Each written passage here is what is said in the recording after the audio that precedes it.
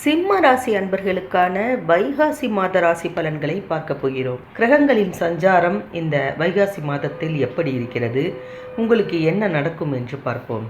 உங்கள் ராசிநாதன் சூரியன் தொழில் ஸ்தானத்தில் பலம் பெற்று சஞ்சரிக்கிறார். இதனால் தொழில் வளர்ச்சி என்பது அதிகரிக்கும்.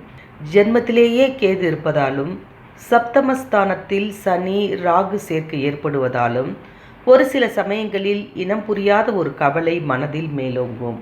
விரக்தியும் விரயமும் அதிகரிக்கக்கூடிய காலகட்டம்.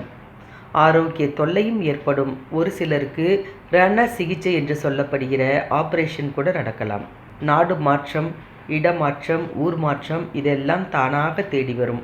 புது முயற்சிகளில் ஈடுபடும் போது குலதெய்வ வழிபாடோ இஷ்ட தெய்வ வழிபாடோ கண்டிப்பாக செய்ய வேண்டும்.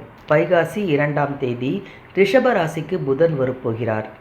அங்குள்ள சூரியனோடு இணைந்து புத ஆதித்ய யோகத்தை உங்களுக்கு உருவாக்கி தருவார். இதனால் தொழில் ஸ்தானம் வலுவடையும். தனாதிபதி புதன் தொழில் ஸ்தானத்திற்கு வரும் நேரம் தன வரவு என்பது மிகப்பெரிய அளவில் உங்களுக்கு இருக்கும். கூட்டு தொழில் செய்பவராக நீங்கள் இருந்தீர்கள் என்றால் கண்டிப்பாக உங்களுக்கு மிகப்பெரிய பணவரவு உண்டு. அதே நேரத்தில் உத்தியோகம் பார்ப்பவராக நீங்கள் இருந்தீர்கள் என்றால் கண்டிப்பாக நீங்கள் ஒரு தொழில் தொடங்கலாமா என்ற ஒரு எண்ணத்தை மனதில் வளர்த்து கொள்வீர்கள். இதுவரை உச்சம் பெற்று மீனத்தில் சஞ்சரித்த சுக்கிரன் வைகாசி மாதம் 17ஆம் தேதி மேஷ ராசியில் அடியெடுத்து வைக்கப் போகிறார். பாக்கியஸ்தானத்திற்கு வரும் சுக்கிரன் நல்ல பலன்களை வாரி வழங்கப் போகிறார். பூர்வீக சொத்துக்கள் உங்களுக்கு கிடைக்கக்கூடிய நேரம் என்று இதை சொல்லலாம். அதே நேரத்தில் உங்களுடைய வளர்ச்சிக்கு பெற்றோர்களின் ஆதரவும் அதிகமாக உண்டு.